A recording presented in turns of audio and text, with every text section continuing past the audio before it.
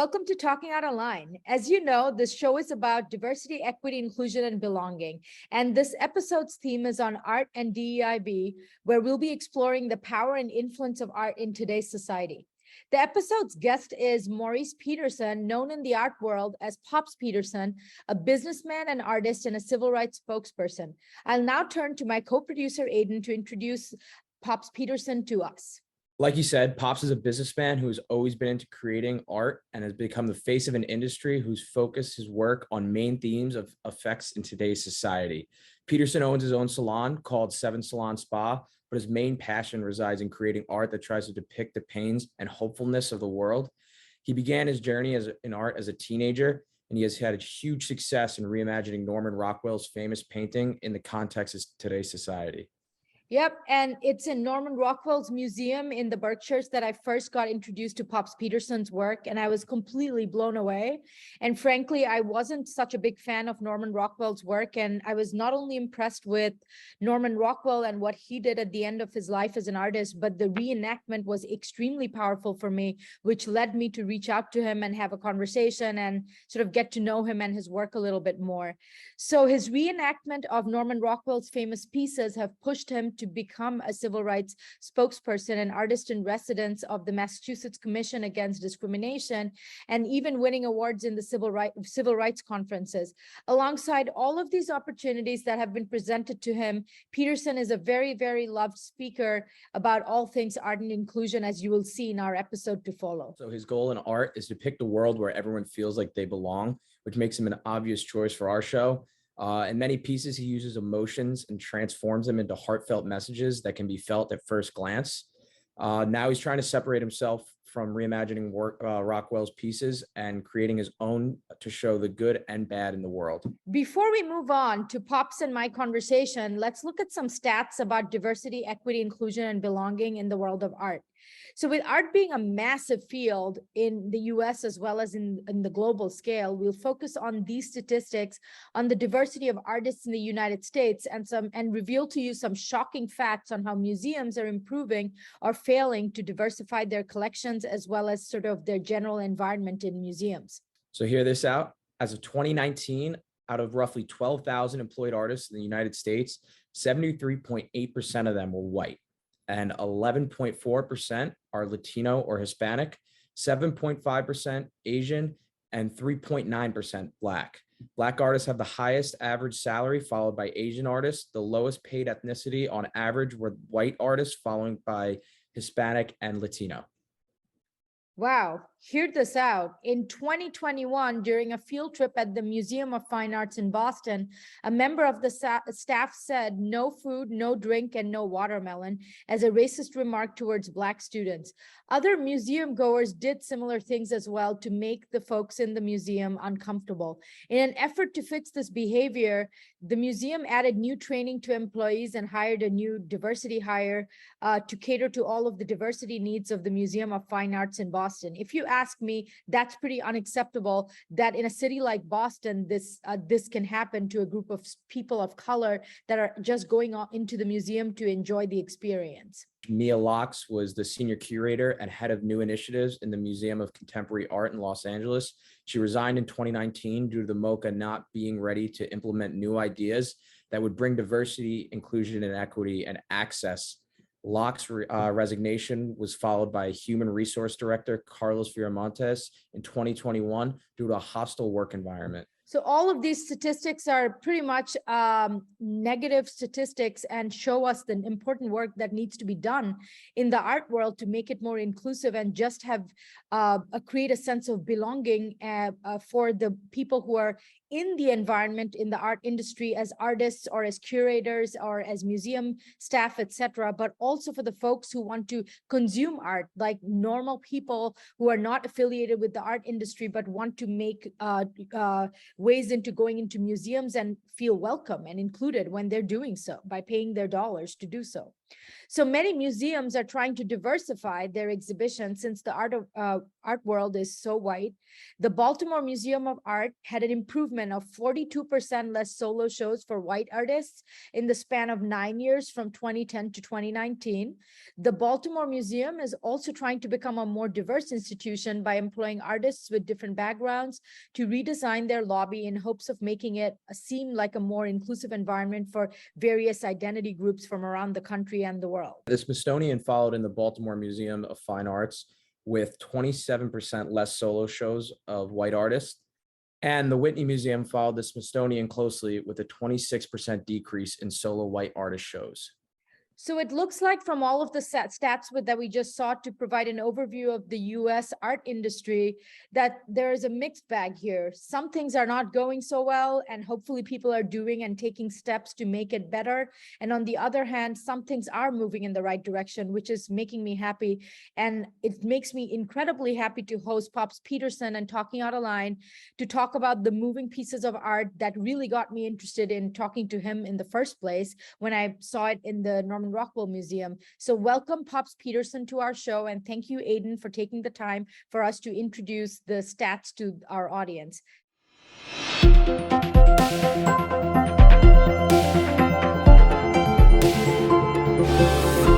So please tell us a little bit about yourself and the work that you do.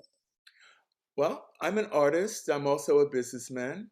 I actually own a salon called Seven Salon Spa, which happens to be right across the street from the house where Norman Rockwell lived his final days and died.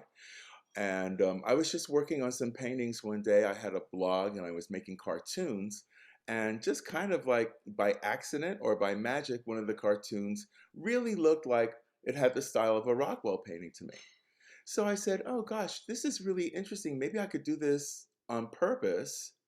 And maybe I could just actually redo Rockwell's pictures, the iconic pictures, as if they were happening today. Because here I was right in his neighborhood. You know, the house was across the street. The museum was down the road, and his studio where he worked was right around the corner. I said, that'd be a really fun thing to do for the community. So I set out to recreate them with my modern versions, and I just wanted to have some fun, but it turned out to be a life-changing event for me. People saw that a lot of meaning in the fact that I was using an updated demographic. So I would have women as a fireman. I would have a Black person here and there. I would show obviously modern styles and technology. But it was the fact that I was including people who had always been excluded from Rockwell's work that really struck a chord with the community.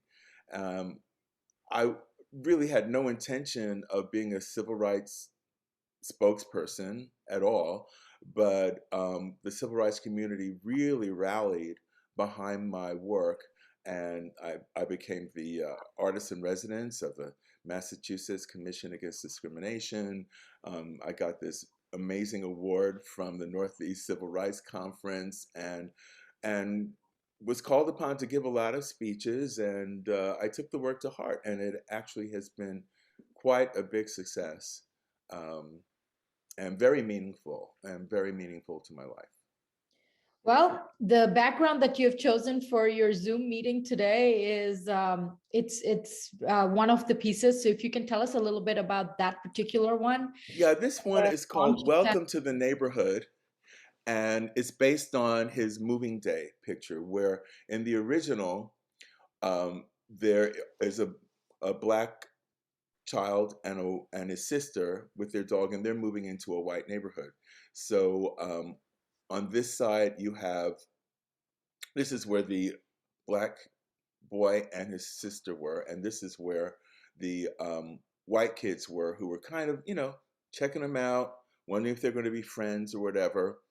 And in the background was a very skeptical person, like looking out of a window. What's going on in this scene?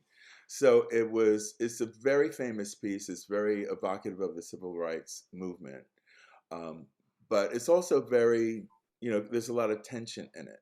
And I wanted to do the opposite. I wanted to show a welcoming scene where there's an interracial couple welcoming a Muslim family into their neighborhood. So, and one of the interesting thing is that this guy here, Ray Gunn, is the same guy who posed as the black boy in the Oh, wow. original with Rockwell. So yeah, this is Welcome to the Neighborhood, and it's one of my favorite pieces, really. Wow, I didn't know that at all because I've seen this piece in Norman Rockwell Museum in the Berkshires, but I didn't know about the context of the same person whose image was used now grown up. And Right. I have several of them where I managed to do new versions of the with the original model. so tell us a little bit, because Norman Rockwell's big and you have readapted his work. How did the Norman Rockwell Estate and Museum feel about you doing a twist of diversity, equity, inclusion, and belonging into an American artist who had a very different take on the whole paradigm of inclusion that you're working on? Well, actually, the truth is that Rockwell did not have a different take than I do personally in his life. But the editors at the Saturday Evening Post, where he did most of his pictures for 48 years, would not allow him to present a black person in any other than a menial role or any person of color. So you will have a Pullman porter, perhaps, or perhaps a maid in a picture, just like Hollywood, and but you would never see a person of color. So when I started the series, I lived in fear that they'd find out and want to hunt me down or something like that. But the truth was that they absolutely embraced me and celebrated me and did everything they could to promote my vision. And the thing is, quite honestly, Norman Rockwell, the people who receive the Saturday Evening Post are, passing away. Rockwell hasn't done it, it's been dead now for many, many years. Yeah. And the things that were exciting to, his fan base is dwindling, actually. So now he's just a museum artist, like Van Gogh or Rembrandt or somebody, and they need to keep on finding ways of making him relevant to the current day. So they have always been nothing but completely supportive of my work. And when I started the series, I thought, oh, maybe this will be fun. Maybe it'll give me a room in the basement someplace and I have a party with my friends one day.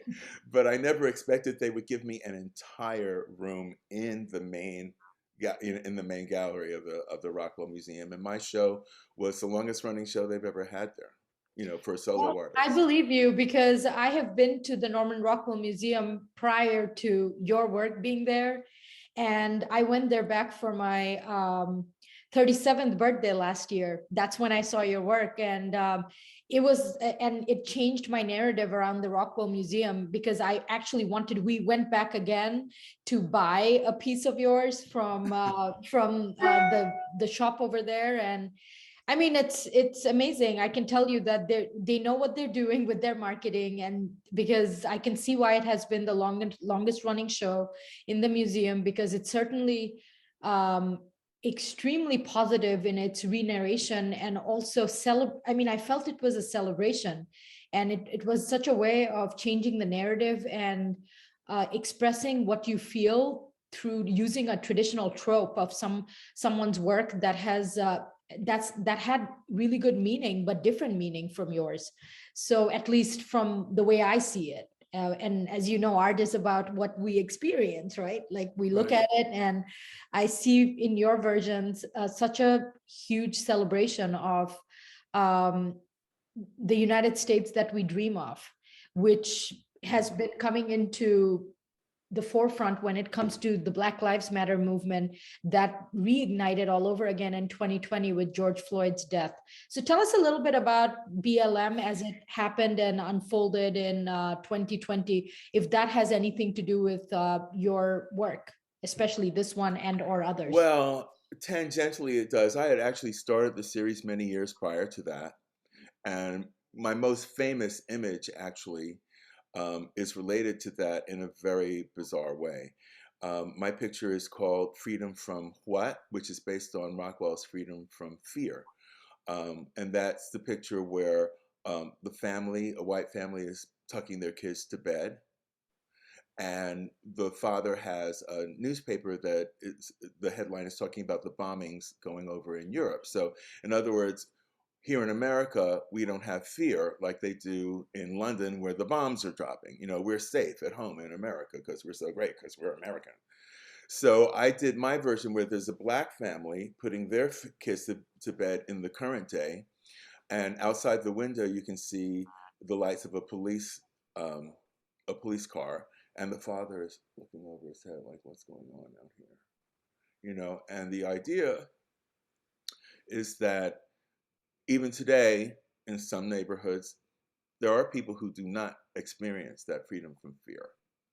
So that really has been my most famous picture. Has been in the New York Times, the Boston Globe. It was a big deal.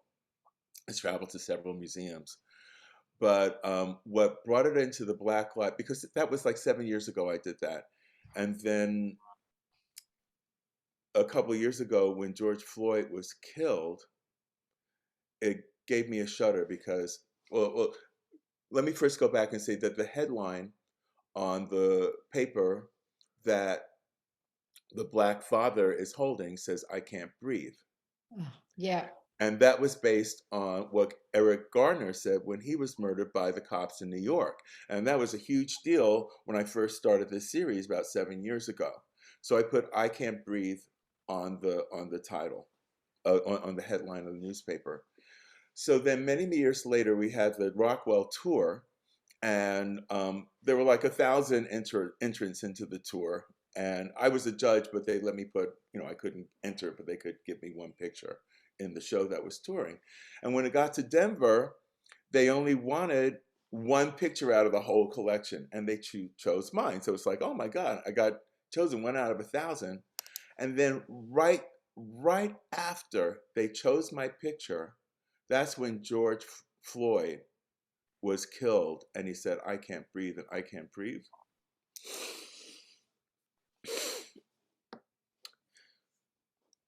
You know, I really like talking about my work and stuff, but it's based in a lot of pain and a lot of suffering. And as an artist, I realize what makes me a good artist is that I do feel all that, and I can't even talk about it without feeling about it, you know?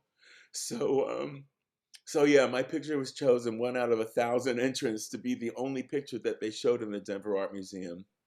And then after they chose it, "I Can't Breathe" was back into the headline. So it was just very, very eerie and kind of miraculous at the same time that all this converged on this one particular painting in I my think life. it's your emotional connection to the topic that is what draws people in. That's what I saw. That's what I meant when I said it was a celebration rather than, I feel like I needed to talk to you. That's how I felt Oh, when I was walking through the museum and I was looking at your show in the Norman Rockwell Museum. I'm like, I need to talk to this guy. And so I mean, I see what you mean. And I understand that pain is I mean, how can it not be? You have to be human to feel the pain that and the unfairness that goes into that statement of "I can't breathe," and that being turned into a piece, and hopefully people pay attention and not misuse it. I was just speaking to my students recently about how that phrase now, "I can't breathe," is being used by anti-vaxxers who don't want their children to be putting on masks.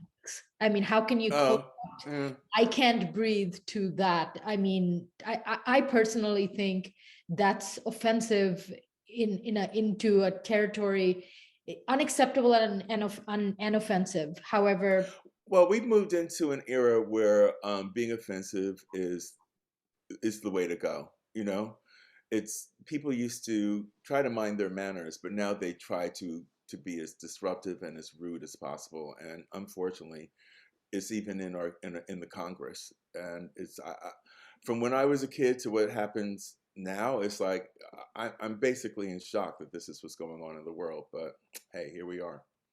right. So moving on to things that are more interesting to me and my audience, what does diversity, equity, inclusion, and belonging mean to you? Well, you know something? I've always been somebody who had to figure out how to belong. I was a black kid, and I was in a borderline Jewish neighborhood. So I went to the Jewish school, and all my friends were always Jewish. So I had to figure out how to get along with them. And then I went to, then I was gay, and I had to figure out how to, when I got older and I was at Columbia, I had to figure out how to fit in with the straight guys who were basically, my colleagues at school. And there's always been something that's kept me away from being, just like everybody else. So when I came up with this series, it really hit me that belonging is the theme of my life. And I wanted to create a world in my imagery where everybody could feel that they did belong. When I was a kid looking at the Rockwell pictures that came on the Saturday Evening Post every week, I would love, oh my God, I love the neighborhood. I love the feeling of warmth and prosperity that all the people in his pictures always had. And I just wanted to be there. And I'd had to imagine myself there, I'd have to say, oh, well, if I was up there, I would be in there too. And I would feel like that. And I look like that. And I'd have that, trees outside and everything. But I never actually saw myself represented there, except in my imagination. So, my series actually struck a chord with people because a lot of people felt the same way that I did, and I enabled them to put themselves in that space where they've been excluded for their whole life. And when I saw people looking at some of my pictures and the tears rolling down their eyes, I said, wow, I guess I really struck a chord here, and for them, but as well as for myself, because I have created a world where everybody does belong. Yeah, and I think again to emphasize, that's one of the main reasons that I'm drawn to your work, because as you can see in my show, the theme of diversity, equity, inclusion, and belonging is there. And I feel a sense of belonging and a sense of inclusion when I'm looking at your work, which is important to me to go beyond conversations on diversity. It's not enough for us to invite people to a party. It's also important for us to make them feel welcome while they're there. And in your picture, the one, for example, that you have as your background screen for our interview today, it's not showing us that, oh, it's enough for us to have diversity in this neighborhood. When a Muslim family, a Black Muslim family is moving into the neighborhood, it's important for us to feel like we're included and that we belong in the community and that we feel safe in the community. And one of my interest areas is about creating neighborhood safety and inclusion for communities of people that are not, that are from historically marginalized groups. So that's one of the main reasons and draws of me loving and appreciating your work. So let me ask you this. I think you kind of answered this in a different way, but maybe you have something more to add to this question. Did you intentionally set out in this path of being a DEIB trailblazer, as I call it, through your work, No, or did it just happen no, along I the wanted to have some fun doing some Rockwells. That's all. I just thought it would be fun. I was shocked when people took me so seriously and invited me to a civil rights conference and gave me an award. I just actually blew my mind. And one thing that was that really impressed me more than anything else was that, and this is how my life has had very, very mystical things going on. And here's one example. When I was 7 years old, my mother took me and my brother to a picket line. It was at the Woolworths up the street on Junction Boulevard in Queens. And at that point, they were picketing in support of a sit-in that was going on down south, I think in North Carolina. So, and for people who don't know what a sit-in is, um, people would go to a lunch counter where they would not be allowed to be served, and they would just sit there until they got served. It could take days, and maybe they never got served, but the point was that all the picket lines all over the country in support of this actually made Woolworths start serving everybody and not just white people. And it only took, like a few weeks. But the person who organized that event, whose name is Major General Dr. James Arthur McNeil, um, was getting an award at this conference. And I had been to support his sit-in that happened, like 50 years prior. It was really 50 years prior. I had been there supporting the sit-in that he organized. And we were getting the same award. And that just absolutely, I mean, here is a guy who basically risked his life, his career. He could have been kicked out of school. He could have been put in jail. He could have been lynched. He had that kind of bravery and made that kind of an impact. And then they gave me the same award. We're sitting at the same table. I said, wow, this is really, really wild. Um, I never thought of myself as a hero whatsoever, but people really have appreciated the contribution that I've made. So I'm just very grateful that I found. Fan, that's for sure. Yeah, and I mean, and I mean it because, like I said, you've made things relevant, and you have sort of shown the way that older art and older artists who may have had limitations, as you said, Norman Rockwell had, for publishing their work in the ways that he may have intended to, but he couldn't do it. You're giving it an expression and a meaning that is your own, that's unique, and that's following in his legacy, as you're saying, but you're doing it in a way that is highly connected to your emotional gratification. It seems you seem very emotionally connected to your work, and I'm always looking for I mean, all the stories that I'm trying to tell through this show, if there's one common theme that is going through all of the guests, is that it seems that we all do well when we are following our emotional gratification. If almost every single person that I've follow your heart. Following your heart is, even in your professional life, it seems to be the way of making it big and making a contribution. And it's a running theme across every single person I'm interviewing. So, which brings me to perhaps some advice you could give folks who may want to be trying out into the art industry, for example, BIPOC, and or anyone who's from historically marginalized groups that would be interested in expressing what may be considered to be controversial art. What advice would you want to give them? The only advice I can give to an artist, any artist in any field, is just do it because it makes you happy. I wouldn't know where to begin to tell somebody to be a commercial artist and make it, into museums or whatever. I basically lucked into it at a very late age. I started painting when I was 14. I never got into a museum until I was in my 50s, and it's a very, there's just no guidelines. There's no path. You have to create your own path. Every single person, every single artist has to be true to themselves and just hope it resonates, with the public, and hope it resonates in the right time. Look at Van Gogh. He became one of the most famous artists in history. He never sold a painting. Right. So that's the honest truth of it, is that you just got to make your own way. You have to believe in yourself and just do it for your own gratification, and expect that if you love something enough, if you feel strongly enough, you will put those feelings on the canvas and they'll resonate with the public. I mean, I was doing pictures for the longest time that were just, landscapes, portraits of people, making people happy. I did that for the longest time.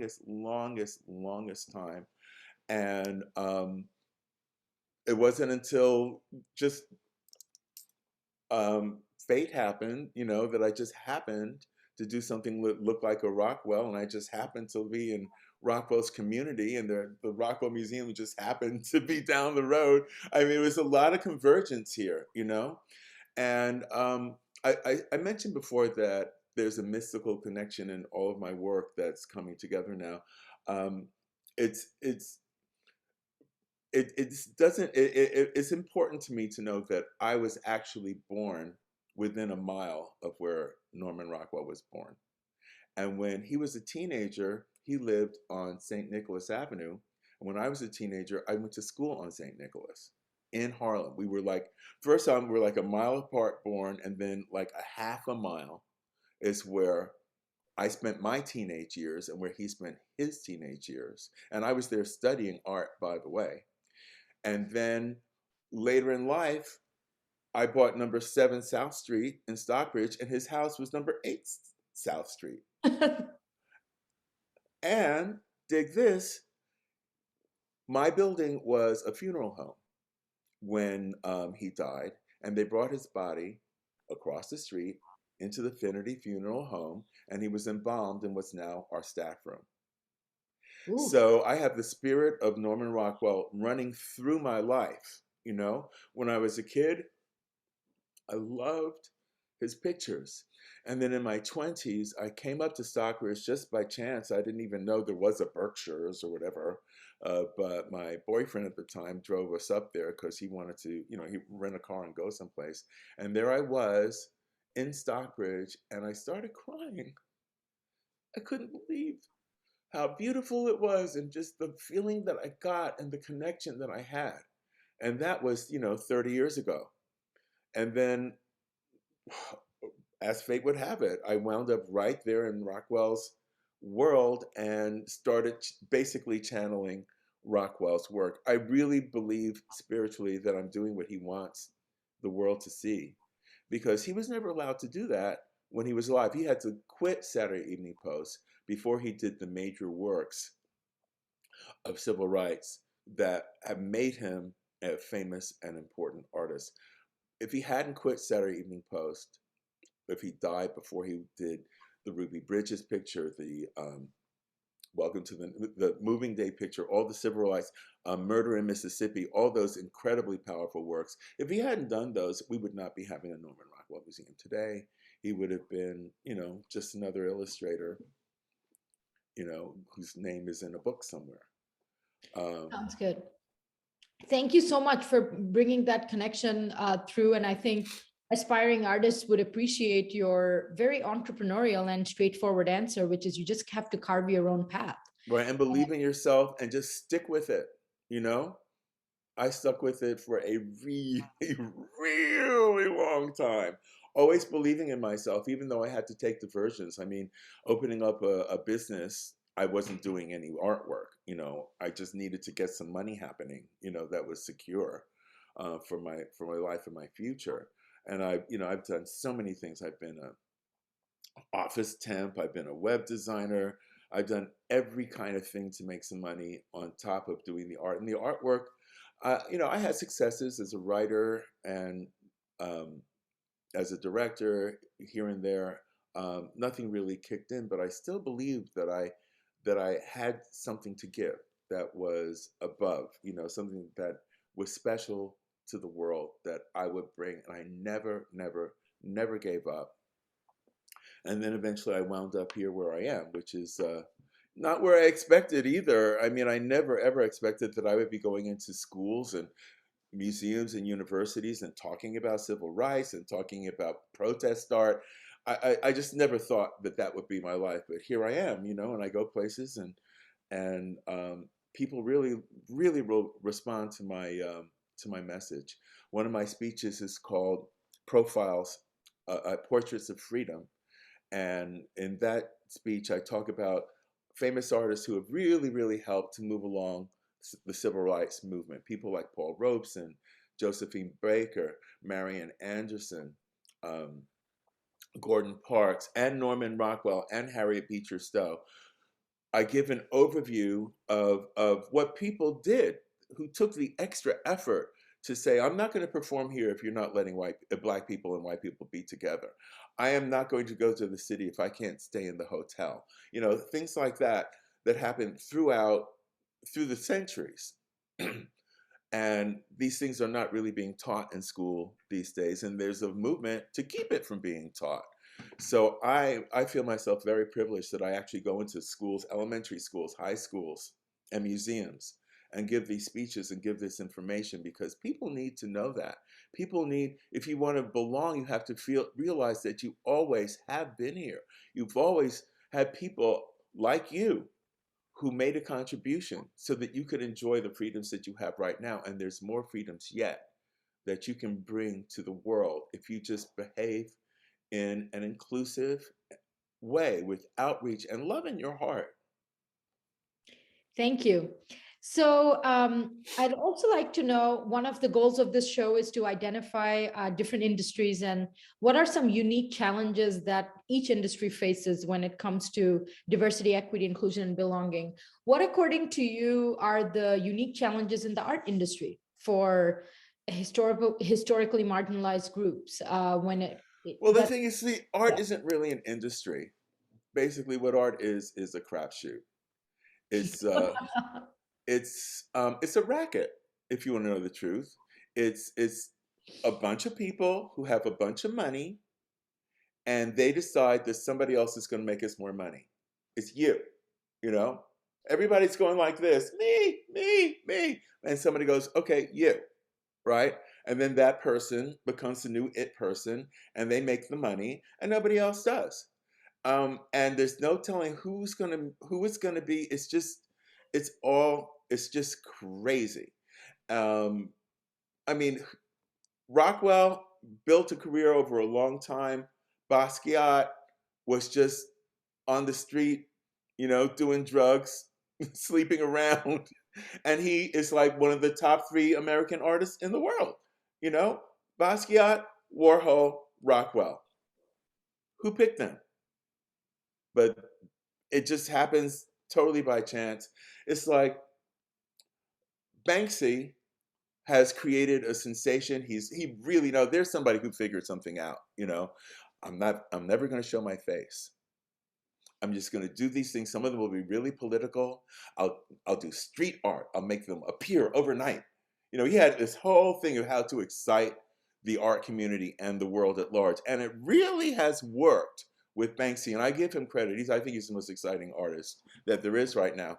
But somebody else takes a rock and writes Banksy on it and sells it for $50,000. It's crazy. Somebody who's not Banksy just writes Banksy on a rock. So it's basically all it is a crapshoot. It's just a racket by people who have, who just have money and they want to make money just by saying this is worth something. Okay, fine, I'll pay you $100,000. I'll pay you $1 million. Why? Because somebody else will pay $1 million. It's just crazy. It's not like anybody's going to eat it. It's not like anybody's going to wear it. You can't go into it, and get out of a storm. Right. No, I mean, it is. And so what it comes down to, what I see as a running theme in what you're saying is that so much of it is spontaneous and what you can't predict. So you just Right. have to go at Although it. if you do have a lot of money and have a lot of friends with a lot of money, then you can be an artist. I mean, look at Hunter Biden. I don't know who that is, but I'll be looking him or her Wait up. a minute. Hunter Biden is the son of Biden, our president. Oh my goodness. Yeah, Did not he know does that. nothing. He does. I'm not gonna. He's known for basically being a ne'er do well, Oh, I but didn't know he's that at now all. is painting, and his paintings are going for something like hundreds of thousands of dollars. Why? Why? Because he's the president's son. That's it. So if you can get yourself connected with people who have those connections and have the money and want to get to know you, whatever, yeah, you can be a success. So, but for most of us, and that's people of color as well as everybody else who doesn't have millions of dollars in connections in that world, you just got to wait and just put your hand up and go me, and then maybe somebody will point at you and maybe you'll be a success. But most likely not. Right. So essentially, the road is hard and tough, but your lesson is that follow your path and be true to yourself. What Right. into what And let makes me also please let your audience know that I'm not one of these people making millions of dollars. I'm not.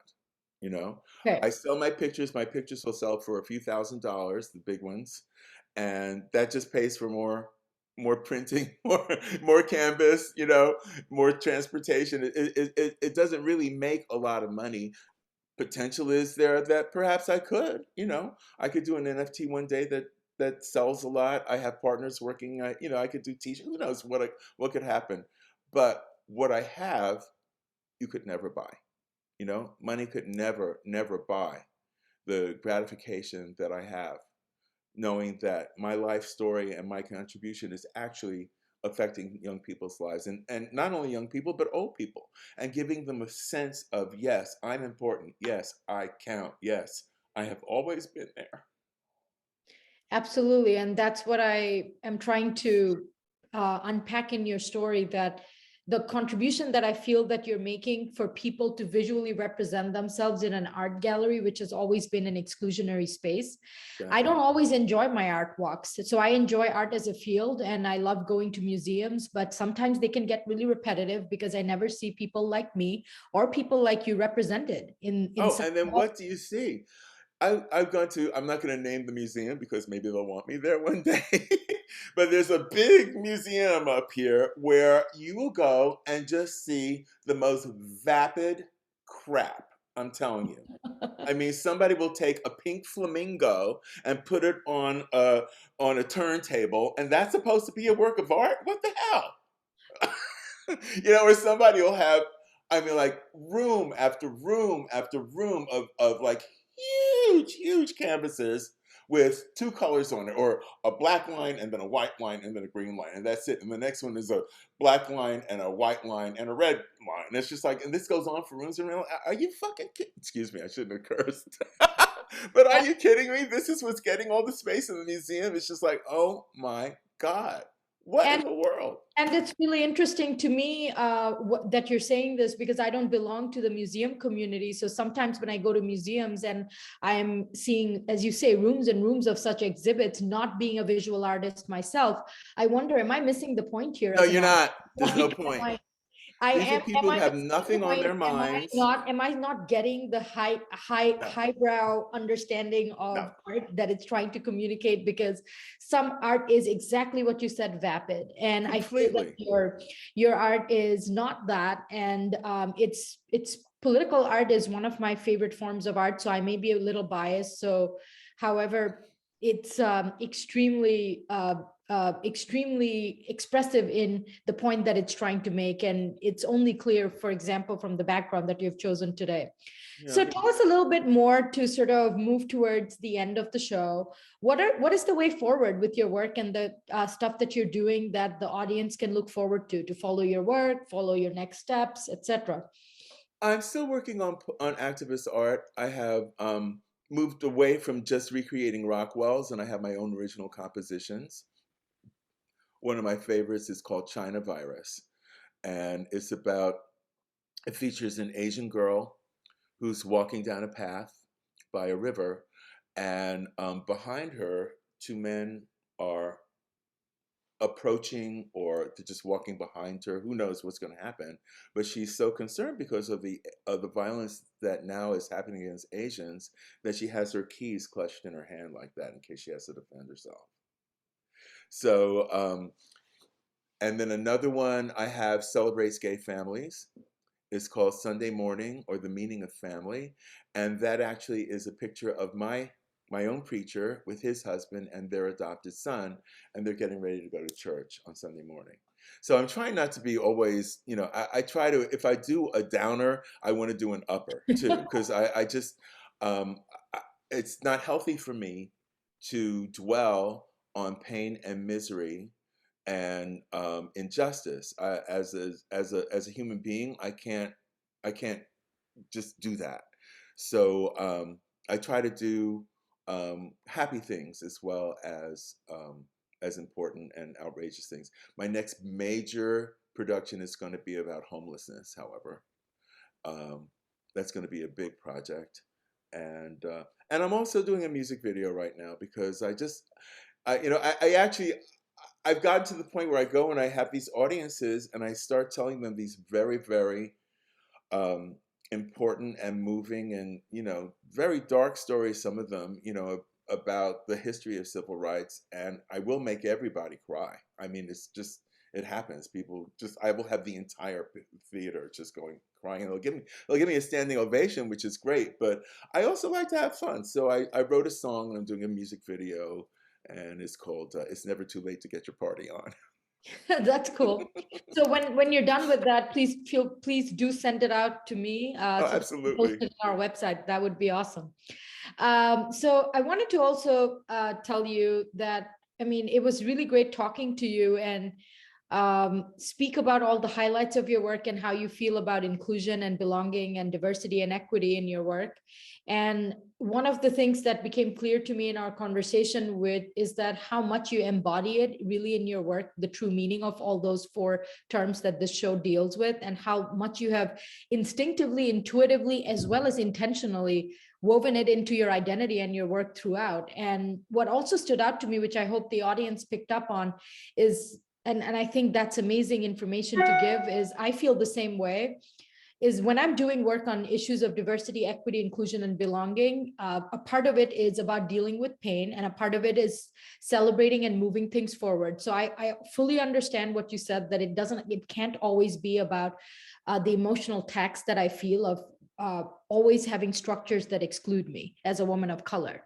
And on the other hand, it can't only be about that, because then it would be really draining and it would really not give me the fuel to continue. So I think you've made that case so well, that for all the hard work that you do, where you're putting forth some of the pain that you're feeling because of circumstances that are either personal to you or sociologically, on the other hand, you balance it off with hope and with inclusion and with belonging as the message that it is possible. It's possible for us to build home and safety and belonging, and it's possible for us to be happy and express ourselves in a way that other people will even be accepting of and welcome into their lives. So thank you for that. And I think the audience needs to know that there are people who are working on that in the art world, which by definition, as you said, and as you pointed out, is such an exclusionary industry where, as you said, it's not even really an organized industry. It's about the connections you have, and sort of a lot of classist limitations to an industry that is really hard to penetrate for the average person.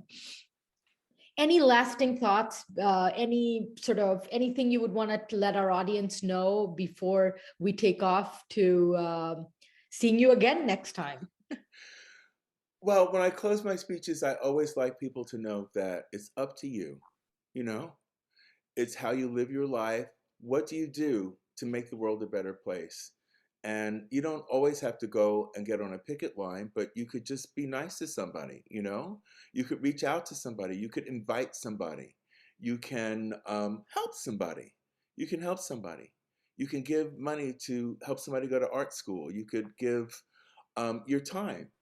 And when you do that, when you make an act of beauty, the world becomes a more beautiful place. And it's only by everybody getting together and really believing in hope and beauty and progress, and not losing sight of it, and realizing there's a cost to it, and that you're willing to pay the cost. And the cost is just, basically just doing the right thing every day.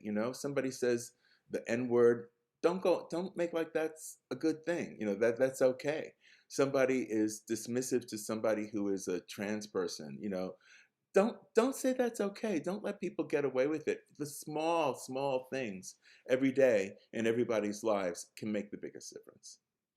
Couldn't agree with you more. I seem to have the same conversation with people around me. So I'm glad we agree. That's exactly what I talk to people about. Don't let moments pass that you think are too difficult for you to handle on an interpersonal level. And the smaller work is what brings about a shift in culture. And the more you let go of what is status quo, what you consider to be status quo, the more things will never change. So I'm glad that you connect the big to the small things that we can do. Last thing is, where would our audience go to follow your work? Tell us specifics, like website, social media. Well, my website is popspeterson.com, and that's where I keep everything.